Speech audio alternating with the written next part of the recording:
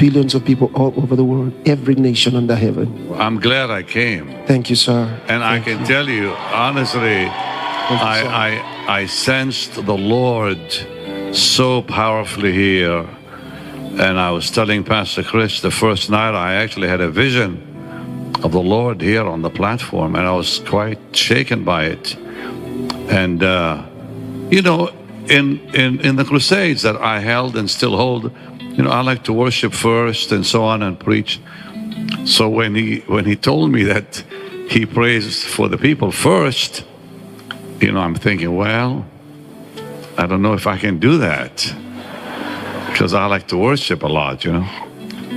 So but then when we came out, as the Lord just took over in such a powerful way, and I sensed His wonderful presence, and I had a vision of the Lord here, and just, you know, I was like right in. You know, I think you can tell we're really close. And he got me this suit.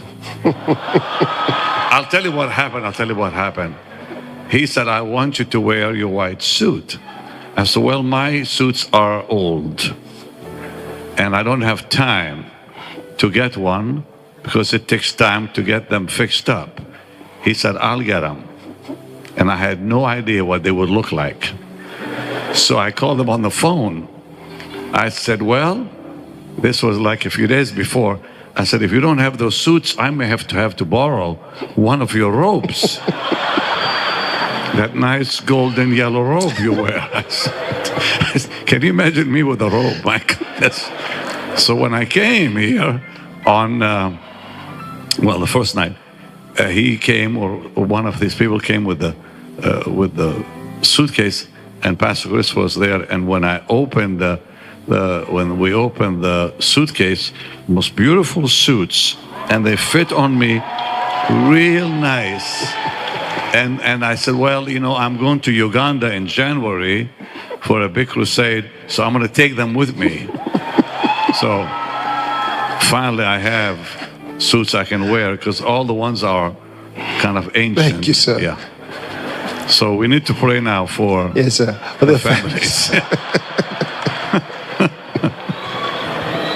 I love this man a lot. And listen. I love you, sir. Are you going to behave? You need to pray for him. Because look, you know, I have been in ministry. It'll be 50 years this year for me. And in fact, this December 7th is 50 years. I can't believe it. And in 50 years, I've never met anyone like him. No, I'm serious. I've never met anyone like him. He's the most loving and generous man I've ever met. That's just a fact. It really is a fact. And he's like full of love. That's all it is. It's full of love.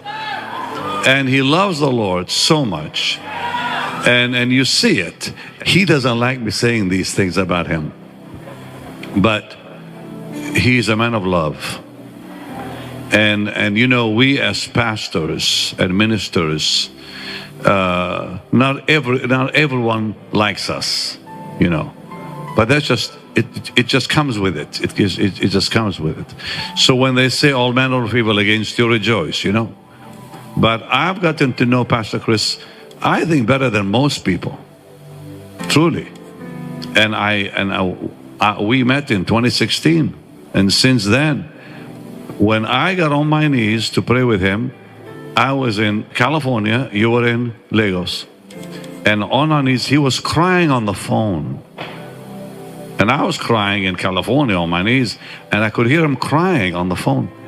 The Lord was so with us as we prayed, and every time we prayed together, it's just the same thing. This man loves Jesus with all of his heart. That's it. And that's what makes him so special to all of us. So how many promise to pray for him and his family?